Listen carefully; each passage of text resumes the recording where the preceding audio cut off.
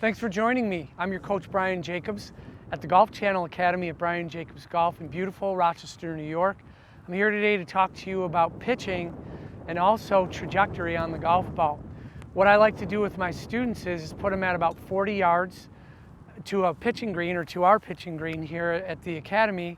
And what I like to see the students do is to take their wedges. In particular today I'm using a 58-degree wedge, or my most lofted wedge that's in my bag, and learn how to use the bounce and the dig correctly. Whenever someone's hitting a pitch, in general, they'll come and you might have the same problem, guys and girls, where you scull the shot, and that's because the dig part of the club is getting into the ball first, or into the ground first. What we want to use when we hit a pitch is actually the bounce of the club, which is this part of the golf club.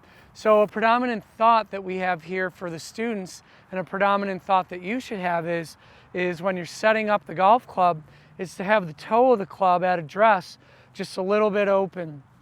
In general, when people come, they'll actually have the face a little bit more closed.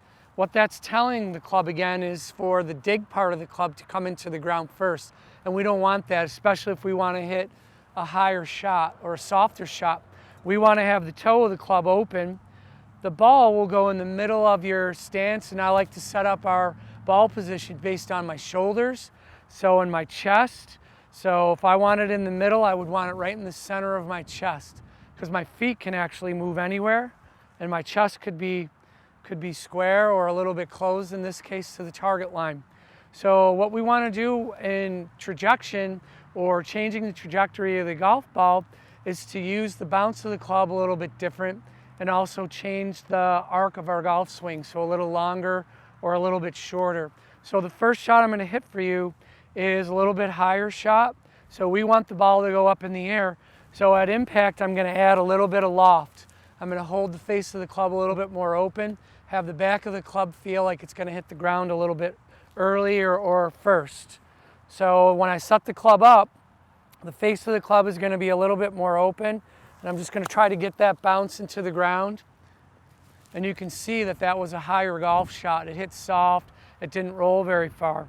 The next shot I challenge students to do, or would challenge you to do, is change the face of the club a little bit and hit more of a flatter golf shot, or a mid-range golf shot if we were to look at high, normal, and low. So what we want to do here is just have the toe a little bit open and try to get the bounce of the club into the ground, and maybe finish just a little bit lower. And you can see how that shot runs out a little bit more.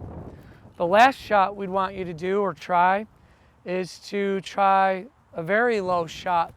And I want you to be able to use the bounce of the golf club again, and also get good turf contact.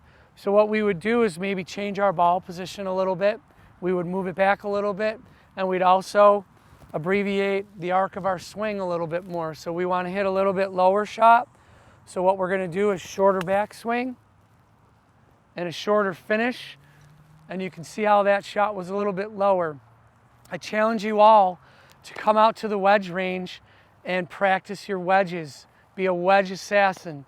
We typically do this drill at 40, then 50, then 60, then 70, then 80. We go all the way out on our wedge range to 120 yards, and we take 15 balls.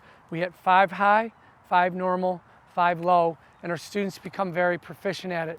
If you want to learn more about wedge play, come and visit me at the Academy, or visit me at brianjacobsgolf.com. I'll see you soon.